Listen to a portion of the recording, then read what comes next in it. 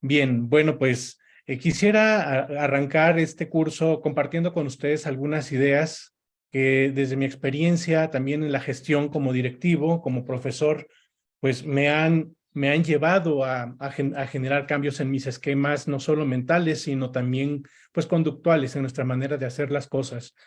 Ustedes y yo somos hijos de una época pasada del siglo anterior en donde la dirección, incluso a los supervisores se les llamaba inspectores, ¿verdad? Porque iban a inspeccionar y no se le llamaba supervisión, sino inspección al lugar en donde estaban. Y cuando venían a las escuelas, pues como que algunos temblábamos y decíamos, ay Dios, ¿y ahora qué vendrá a ser nuestro inspector aquí, verdad? Y esa época en donde crecimos muchos de nosotros, pues dejó secuelas, dejó ciertos esquemas, ciertos patrones de conducta, y que ahora que estamos en un momento de cambio, de visualizar la dirección, la gestión escolar desde otra perspectiva, pues suele no ser tan fácil como nosotros quisiéramos. Así que yo he denominado esta segunda parte de la reunión del día de hoy, los retos de cambiar la educación en comunidad. Pensar en la comunidad es un reto actualmente, aunque en el Plan de Estudios 2022 y otros documentos, no solo de México, sino a nivel mundial, por ejemplo, los ODS que publicados hace unos años, se habla de pensar en unos otros, de pensar en más allá del individuo. Y bueno, pues cómo hacerle, cómo enfrentar este reto de generar un cambio juntos. Alguna vez un compañero maestro me dijo, oiga, profesor, qué se necesita para cambiar la educación, ¿no? Desde su punto de vista, ¿qué podríamos hacer para que esto funcione de una manera diferente?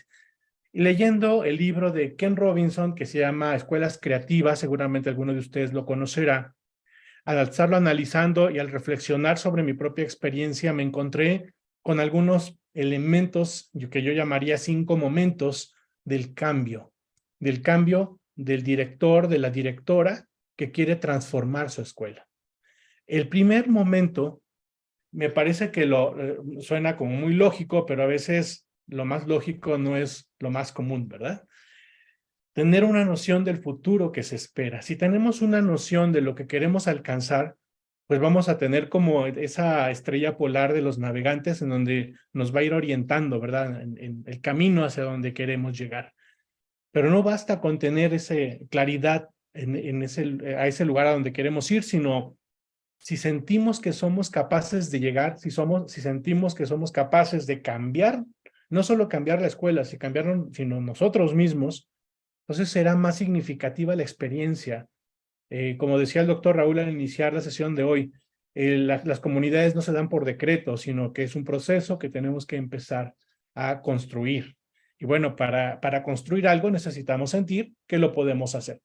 En un tercer momento, aquí entra la parte cognitiva y nuestros esquemas mentales. Creer que hay buenas razones para cambiar.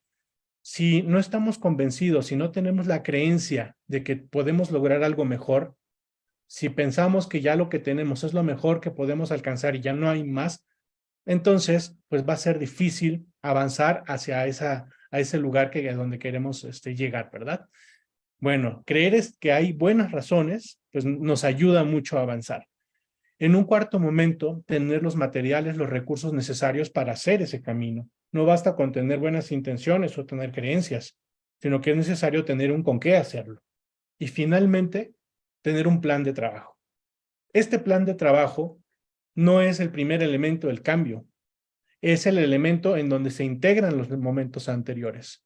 Porque cuando tienes un buen plan es porque ya crees que lo puedes hacer, porque tienes además la capacidad de lograrlo, tienes hacia dónde llegar y tienes los materiales y los recursos. Y el plan es simplemente la estructura que te ayuda a organizar todo eso que ya tienes, ¿verdad?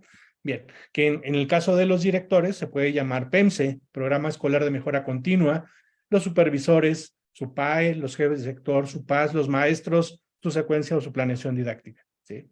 Bueno, ¿hacia dónde queremos llegar? Bueno, ya la ONU desde en los años anteriores, 2015, 2016, en una de sus convenciones estableció estos objetivos de desarrollo sostenible que van más allá de las necesidades mexicanas. Estamos hablando de objetivos mundiales, globales, en donde México no se puede quedar afuera. O sea, nosotros tenemos en nuestras ciudades, en nuestro estado de Guanajuato, tenemos situaciones de pobreza extrema. Tenemos gente cerca de su escuela que tiene hambre. Sí. Tenemos también ríos contaminados dentro de Guanajuato. Tenemos problemas de igualdad de género. Sí, familias en donde el machismo es algo de todos los días para nuestros alumnos, o en donde también la violencia intrafamiliar, tanto de hombres como de mujeres, se da al interior de sus casas. Pues no es necesario que yo mencione elementos de todos estos ODS. Me parece que los podemos tener muy claros. Sabemos que la agenda de México y la agenda de trabajo de sus escuelas no puede ser ajena a estos ODS, porque esto es algo que necesitamos atender ya. Y dentro de las políticas educativas de México, dentro de los planes de estudio, dentro del trabajo que ustedes realizan, es necesario tenerlo presente, porque tendríamos que preguntarnos, yo me preguntaría si estuviera en su lugar, ¿cuál es el futuro que deseo para mi escuela? ¿Qué estoy buscando con mi escuela, con mi secundaria, con mi primaria, con mi preescolar? ¿Hacia dónde quiero que se encamine mi grupo de maestros? ¿Cuál es el futuro que deseo para mi comunidad? ¿El de la guerra del Huachicol? ¿Quiero que ese siga siendo el futuro de mi comunidad? Pienso que no. Pienso que a lo mejor quiero que el futuro de mi comunidad sea en donde mis alumnos se desarrollen en paz, una cultura de la paz, en donde las familias, mis vecinos, vaya, sin ir tan lejos, ¿no? En lugar de estar yo escuchando los gritos en donde se agarran a sombrerazos y con todo lo que tienen a la mano, cambie para que los niños no vean ese ejemplo. Entonces, ve pensando, estimada directora, director, ¿qué es lo que quieres para tu comunidad? Porque esa va a ser el futuro que tú pretendes lograr con tu escuela, con tus alumnos y tus maestros. Pero vean, el futuro, este futuro que usted quiere, no es algo que ya esté predeterminado, no es algo que ya se estableció y así va a ser. Hay algo en la ciencia que se llama los estudios de proyección, la prospectiva, estudios de prospectiva, que estos investigadores nos han enseñado que no hay un solo futuro, hay distintos tipos de futuros. Existe el futuro deseable, el que quisiéramos, pero también está el probable, que a continuar con esta situación que está presentándose en la comunidad, seguramente esto va a suceder en 20 años, en 10 años. Pero también está el futuro posible, al que nosotros podemos abonar, que nosotros podemos impactar para generar un cambio. Porque el futuro no se prevé. El futuro lo construye usted con su escuela, con sus maestros, con sus estudiantes, con sus padres de familia. Si usted establece este año una acción A, dentro de 6 meses una B, una C y una D, seguramente cuando llegue a la Z, usted estará logrando un proceso de transformación. Lo importante es no caer en nuestras zonas de confort, que esa es una tentación muy grande cuando vemos que las problemáticas nos empiezan a superar, compañeros. Ahora, para poder lograr ese futuro probable, posible o deseable, necesitamos conocer en dónde estamos parados. Y en el programa analítico de este nuevo plan de estudio se habla de análisis del contexto socioeducativo, en donde no solo es el contexto interno y externo de gobiernos anteriores. Ahora también las necesidades de ustedes, de sus maestros, las características del colectivo están incluidas en este diagnóstico. No basta con conocer las características de la comunidad. Si esas características no están enlazadas con las características del cuerpo docente, del equipo docente, entonces no va a haber manera de ver cómo podemos resolver esos problemas, ¿no? Y además, si incluimos los retos que estamos viviendo al tratar de entender el plan de estudios 2022 en los consejos técnicos, entonces aquello se va a convertir en una serie de elementos que va a potenciar el crecimiento de la escuela. Quisiera invitarles a que hagamos un pequeño ejercicio antes de continuar con esta presentación que he preparado para ustedes. Vamos a utilizar esta plataforma que se llama Menti. Les voy a compartir en el chat en este momento un link para que sean tan amables de darle clic e ingresar, por favor. Bien, voy a colocarlo en el chat de Zoom para que me apoyen. Les pido que ingresen a esta liga, ¿va? Ahí está. Voy a detener un momentito el chat de Zoom para que no se nos vaya a perder. Pues aquí, ahorita ya nadie va a poder escribir por unos minutos. Le invito a que dé clic, por favor, en este link, si es tan amable. Le estoy invitando a que me ayude a contestar con qué frecuencia se presentan en su escuela las siguientes afirmaciones. ¿Con qué frecuencia las actividades son expositivas en las aulas?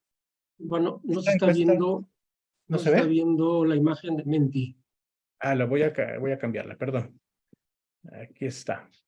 Ahora sí ya se ve, maestro. Correcto, muy Muchas bien. gracias. ¿Con qué frecuencia se presentan en su escuela estas afirmaciones? Las actividades son expositivas en las aulas. Esta encuesta es anónima, no sabemos quién está contestando, así que usted puede aquí relajarse. ¿Okay?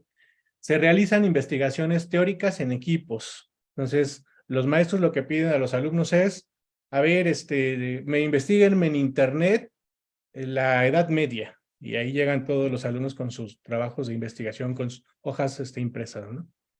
Los profesores trabajan proyectos interdisciplinarios. ¿Con qué frecuencia se da esta dinámica? Se resuelven problemas del contexto de los estudiantes, en las clases, en el consejo técnico, en los distintos momentos de la vida escolar.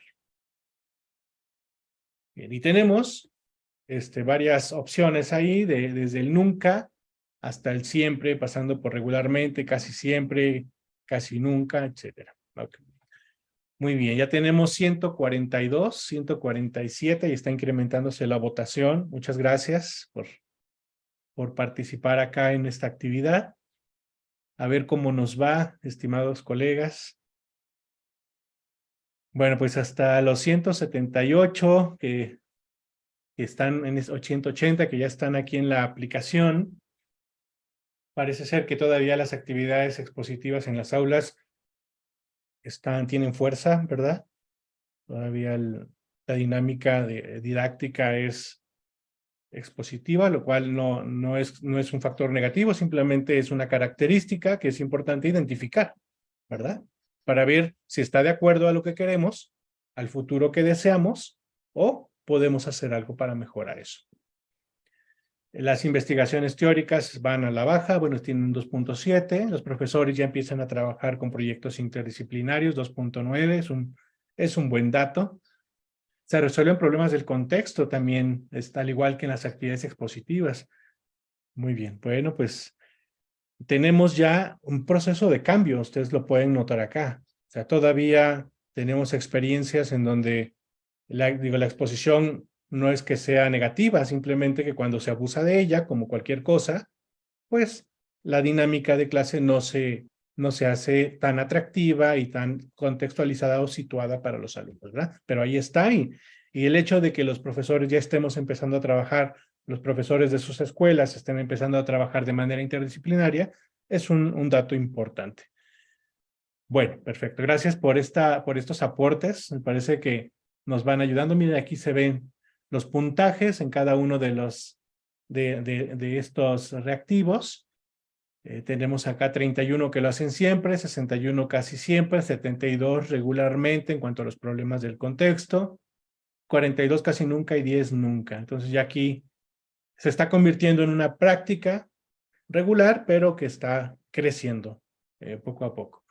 En los proyectos interdisciplinarios, más o menos el mismo tenor, ¿verdad? 73, bueno, acá ha incrementado, el 66 casi nunca, el 16 nunca, 48 casi siempre y 17 siempre. Entonces tenemos aquí una campana de Gauss interesante que nos muestra el proceso de evolución. En cuanto a las investigaciones teóricas, también el 92, aquí es la parte más grande, ¿verdad? El regularmente. Todavía hay cierta, bueno, casi nunca, o sea que ya se está dejando poco a poco de llevar a cabo esta práctica y se está pasando hacia los problemas del contexto. Y bueno, en las expositivas todavía tenemos una fuerte tendencia hacia ello. Bueno, el propósito de esta actividad es, bueno, que nos deje reflexionando un poco, ¿no? O sea, ¿cuáles son las tendencias? ¿Cuáles son las cosas que se están haciendo actualmente en nuestra escuela? Y preguntarnos si eso que se hace está de acuerdo al futuro que nosotros deseamos. ¿Qué cosas sí y qué cosas probablemente todavía no? En donde necesitamos abonarle un poco más. Bien. ¿Sí, se sigue viendo mi presentación, compañeros? Sí, gracias. Perfecto. Entonces vamos a continuar. El segundo momento dijimos que es para cambiar, para generar una comunidad. El segundo momento es sentir que somos capaces de hacerlo. Nadie hace algo para lo cual se siente incapaz. Es mejor quedarnos igual que hacer algo que nos haga sentir mal o nos haga sentir peor, ¿no? Bueno, hay algunos factores de confianza que brindan confianza y seguridad en una escuela, y voy a mencionar algunos de ellos. Cuando los colegas colaboran entre sí, se siente un ambiente pues, de camaradería, ¿no? De que podemos compartir lo que hacemos, y esto fortalece los lazos. También cuando hay retroalimentación de lo que hacen los profesores. Creo que, bueno, en mi experiencia como maestro, no hay nada peor que me pueda suceder que nadie me diga si lo que estoy haciendo está correcto o está de acuerdo a lo que se espera. Vivir en esa incertidumbre a mí me ha provocado unos problemas de colon tremendos, ¿eh? Porque entonces cada vez que haces algo y si te ve tu director o alguna autoridad, acá tu estómago te dice, oye, Silvano, está bien lo que estás haciendo, nadie te dice nada, ¿no? Entonces, tener retroalimentación de las prácticas a las personas nos brinda seguridad sobre la labor que realizamos. Entonces, ese es un elemento clave. Tener espacios de reflexión sobre la práctica también brinda a los compañeros una sensación de que están avanzando junto con otros. Es terrible que un maestro se sienta como un loco en la escuela, ¿no? Que las voces digan, ahí va el profesor, el que hace las actividades y que saca a los niños del salón y que los pone a hacer cosas diferentes, ¿no? Entonces, ese sentirse que uno hace las cosas mal o está siendo cuestionado por los demás compañeros, pues no es nada grato. Entonces, para contrarrestar esa situación de etiquetar a un profesor como el que hace las cosas diferentes, se puede lograr erradicar eso a través del compartir la práctica. Yo le preguntaría a usted, directora o director, ¿usted conoce las estrategias que aplican sus maestros? ¿Cuáles son las que les han funcionado? ¿Cuáles no les han funcionado? Bueno, le dejo esa pregunta, pues para que en caso de que diga, no, yo no conozco a fondo, sí, a lo mejor 2 o 3, pero la gran parte de mi colectivo docente todavía no los conozco, bueno, ahí tiene una tarea todavía pendiente. El trato cordial y de reconocimiento. Cuando uno va a la escuela, y ustedes me dirán si sí o si no, cuando uno va a la escuela, en el camino a la escuela vas pensando en todos los pendientes que te están esperando ahí en la escuela, seas director o seas profesor. Pero el hecho de llegar a la escuela y que alguien te dé los buenos días, que te salude a la entrada, que te pregunte cómo está, estimado maestro, cómo se siente el día de hoy, te cambia el día, ¿sí? El trato cordial y el reconocimiento dentro de la escuela es un elemento socioemocional que no podemos evitar, ¿sí? Una mala cara, un mal trato dentro de la escuela derriba todo lo que nosotros estemos construyendo para formar comunidad. La comunicación fluida y asertiva nos hace tener como un piso parejo, ¿no? Cuando radio pasillo y acá las voces que hablan, que murmuran, esas no ayudan mucho porque eliminan la creatividad, atacan a la persona. Mientras que cuando la comunicación es fluida, en donde los maestros pueden decir lo que piensan, aunque a veces no estén de acuerdo, no estemos de acuerdo, pero podamos hablar de esas cosas de las que no estamos de acuerdo, eso tiene más sentido y nos potencia más. Y finalmente, imagínense ustedes, bueno, no se imaginen, ustedes son líderes educativos y el acompañamiento que ustedes dan a los maestros es base para que ellos se sientan a gusto, se sientan seguros y tranquilos en lo que están haciendo. Viene una segunda pregunta y voy a dejar aquí de proyectar. La segunda pregunta es, y también lo vamos a hacer en Menti. Raúl, ¿sí se sigue viendo en mi Menti? Gracias.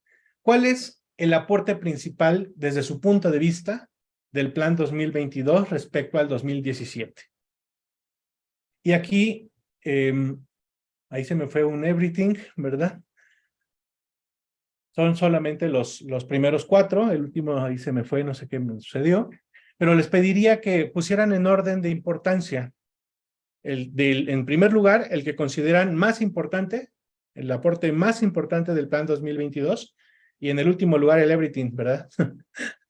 En segundo lugar, ¿cuál consideran que sería el aporte más importante? El tercero y hasta el cuarto lugar. Bien, tenemos aquí dos colegas. Voy a colocar en el chat bueno, aquí está todavía en el chat de Zoom el link de Menti. Todavía no he activado el chat para que no se nos pierda la liga. Entonces les encargo que me apoyen, por favor. Vayan ordenando los cuales consideran que está en primer lugar. Bien, ya tenemos 10.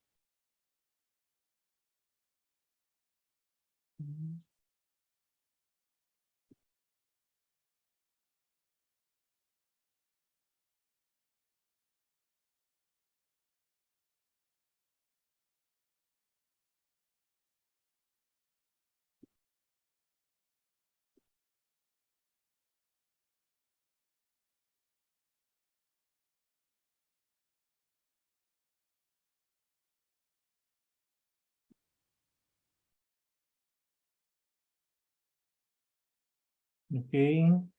Veamos cómo vamos avanzando. Ya tenemos 90 compañeros que están participando.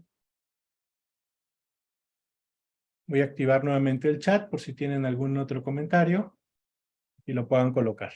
Ahí está.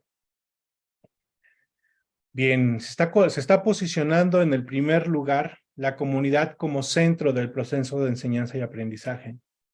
En segundo lugar, todo el trabajo interdisciplinario, lo que se le llama la integración curricular. El desarrollo de la autonomía profesional de los docentes y directivos. Y en un cuarto lugar, nos dice, no encuentro ningún avance en el plan 2022. Ok. Y parece ser que pues ahí se va a quedar, ¿verdad? El orden de importancia. ¿Por qué? ¿Por qué he colocado esta actividad con respecto a lo que pensamos que es lo más importante que nos brinda este plan 2022? Porque para cambiar la educación, para transformar nuestra escuela en una comunidad profesional de aprendizaje, necesitamos ser conscientes de cómo percibimos los planes de estudio, en este caso este nuevo del 2022. ¿Cuál es nuestra percepción? Yo estaría muy preocupado si en el número 1 apareciera, no encuentro ningún avance, porque entonces, pues ya no, imagínense, ¿no? Aquello estaría catastrófico. Pero veo que se está recuperando, se está tomando conciencia de la importancia de la comunidad, de dar un paso más a la visión cognitivista de la educación, a una visión, para pasar a una visión más comunitaria, sociocultural, más de impacto social. Y bueno, pues aquí tenemos 202 respuestas. Gracias por este apoyo en dar respuesta a esta pregunta. Vamos a dar un paso más al tercer momento, al creer que hay buenas razones para cambiar. Ya no nos es suficiente tener claro un destino, una meta. Tampoco es suficiente únicamente pues tener como buenos deseos, sino que necesitamos creernos que además de que somos capaces de cambiar, que hay buenas razones para cambiar. ¿De dónde surgen nuestras creencias de docentes y directivos? En primer lugar, del conocimiento, de lo que hemos estudiado, de nuestra formación básica, del sentimiento y el deseo, de lo que nosotros aspiramos profundamente en nuestra vocación de ser educadores, pero también de la influencia de la sociedad, de los retos que nos plantea el escenario actual y sobre todo, y voy a subrayar este cuarto punto, de la voluntad de creer de usted como persona, de la voluntad de creer y que puede lograrse algo más. Quien dice, no, es que yo ya en mi escuela no puedo lograr más que lo que he hecho hasta el momento, entonces, bueno, pues hasta ahí se terminó el proceso de crecimiento. Una comunidad profesional de aprendizaje es la que, como decía el doctor Raúl, deja de ser el grupo de expertos en educación a un grupo de colegas que están aprendiendo a enseñar, aprendiendo a trabajar en equipo. Y vamos a concientizar dos tipos de creencias que pueden estar afectando nuestra labor y la labor de nuestro equipo de maestros. Hay algo que se le llaman las creencias limitantes, que son estas ideas, opiniones, pensamientos negativos que no analizamos y los consideramos como ciertos, así como por default, sin que necesariamente lo sean. Voy a dar algunos ejemplos de ellos. En mi escuela somos incapaces de entender los ejes articuladores. Imagínense que un profesor diga eso. En mi escuela no entendemos nada de lo que quieren decir esto de los programas sintéticos, ¿no? Aquí ya es una creencia de algo que se está limitando la visión de esa persona. Es imposible darle gusto al director. Imagínense que alguien diga eso en su escuela. Es que es imposible darle gusto a usted, ¿no? Entonces ya ahí está cerrando la comunicación. El trabajo en equipo entre maestros es algo ingenuo. A mí me tocó alguna vez escuchar a un profesor que decía, ay, maestro, solo usted cree que esa persona puede cambiar, ¿no? Esas son creencias limitantes. El consejo técnico escolar es una reunión donde se lucen los pavos reales y callamos las obreras. Imagínense esa frase del pensamiento de un profesor hacia el consejo técnico. Y es que las creencias limitantes no se dicen oralmente, se piensan y se actúan. Entonces yo le invitaría a que, regrese su mente al consejo técnico anterior y piense en aquellas compañeras y en aquellos compañeros que expresaron, quizá no oralmente o probablemente sí, pero más bien en sus actitudes, en donde les cuesta mucho interactuar, quizás su posición sea un poco de soberbia, de que yo sé, como de control, no sé, cosas que pudieran limitar la interacción en la comunidad. Porque detrás de esas acciones puede haber algún esquema mental que sea una creencia limitante. Tomar conciencia de esas creencias limitantes es el primer paso para hacer un cambio. Pero veamos la otra cara de la moneda, las creencias potenciadoras.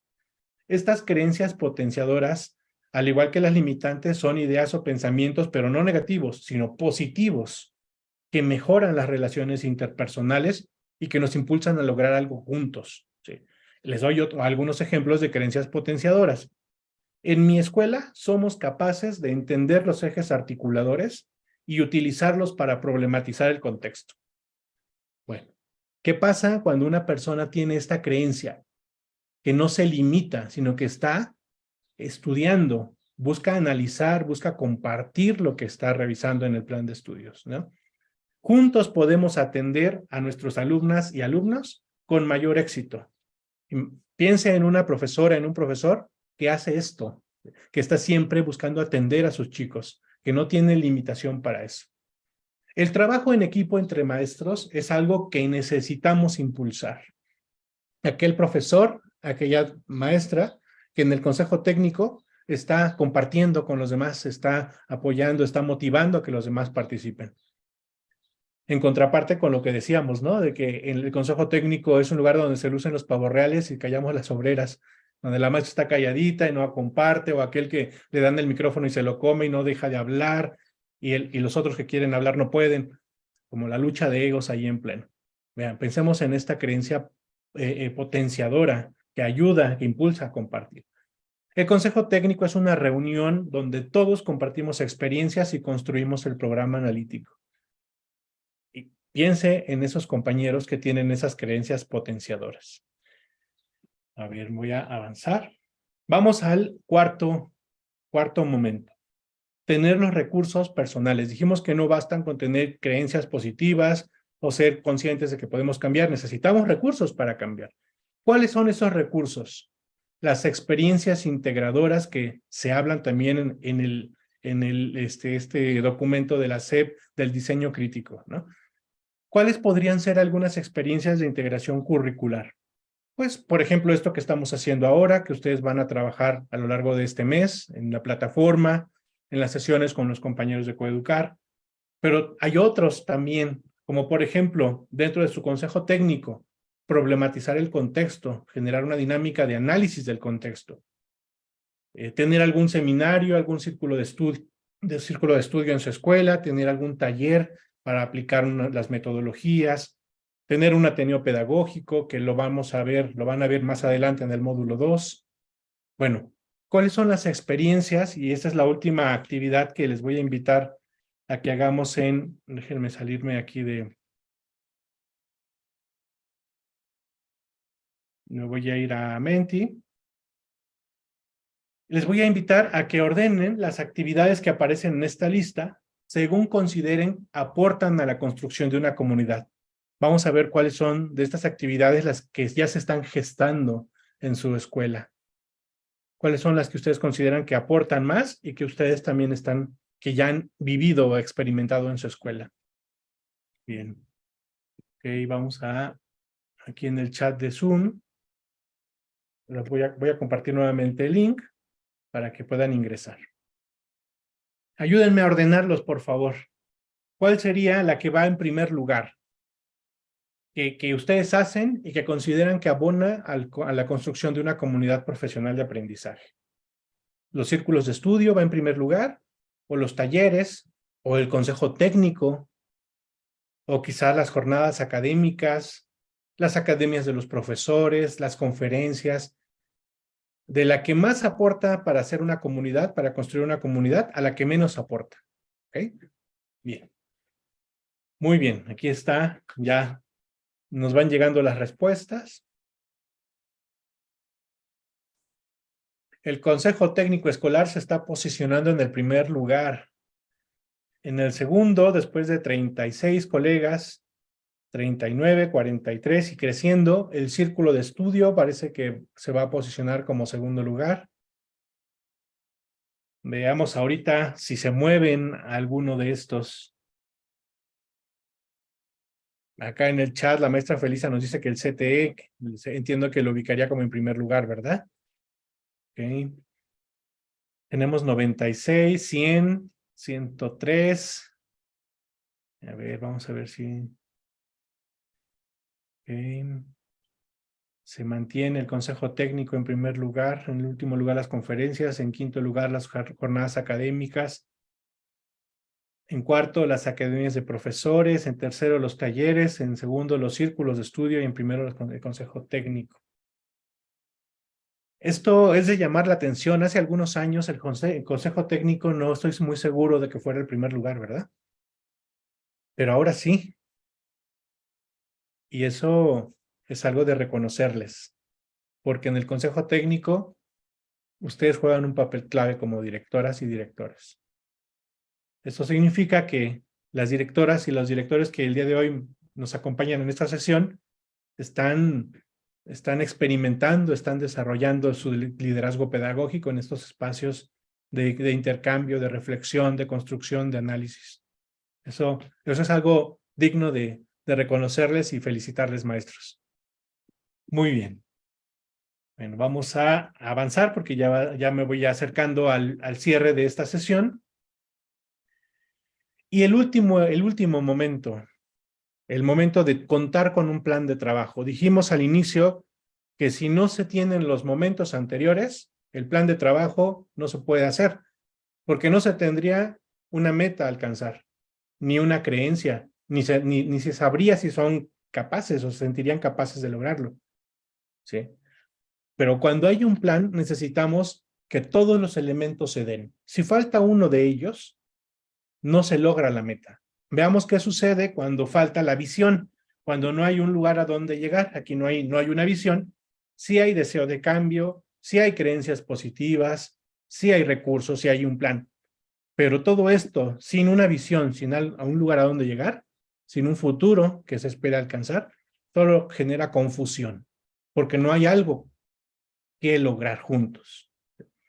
Cuando no hay deseo de cambio, los profesores que dicen, no, es que yo no necesito cambiar, yo así he trabajado desde hace 40 años, ya no me pidas más, ¿no? ¿Qué sucede cuando no hay ese deseo de cambio? Lo que hay es preocupación. Chin, ¿y ahora cómo le voy a hacer con este plan 2022 que viene, no? ¿Cómo le voy a hacer con lo que me está pidiendo el director? Y las escuelas entran en un estrés tremendo, pero porque tienen muy claro a dónde quieren llegar, acá en la cabeza, pero el deseo de cambiar no está presente. ¿Qué sucede si las creencias son limitantes? No hay creencias positivas. Lo que se genera es resistencia. Entonces tenemos colegas, tenemos escuelas en donde se dividió el colectivo docente los que quieren y los que no quieren. Y bueno, algunos otros que mejor se salieron y dijeron, no, conmigo no cuenten, ¿verdad? Y se dan las resistencias en las escuelas. Maestras y maestros que definitivamente se enfrentan al director y le dicen, a ver, estimado director, ¿sí? Usted me va a pedir esto. Usted quiere que le entregue el plano didáctico, ¿verdad? Mi secuencia. Pues mire, yo así siempre lo he hecho. Y algún día cambiaré. Y hágale usted como quiera. Bueno, eso no se lo dice, pero su actitud lo expresa, ¿verdad? Entonces, la resistencia se da cuando las creencias son limitantes, no son positivas. ¿Qué sucede cuando no hay recursos? Sí hay creencias potenciadoras, un deseo de cambio, una visión y un plan, pero no hay recursos.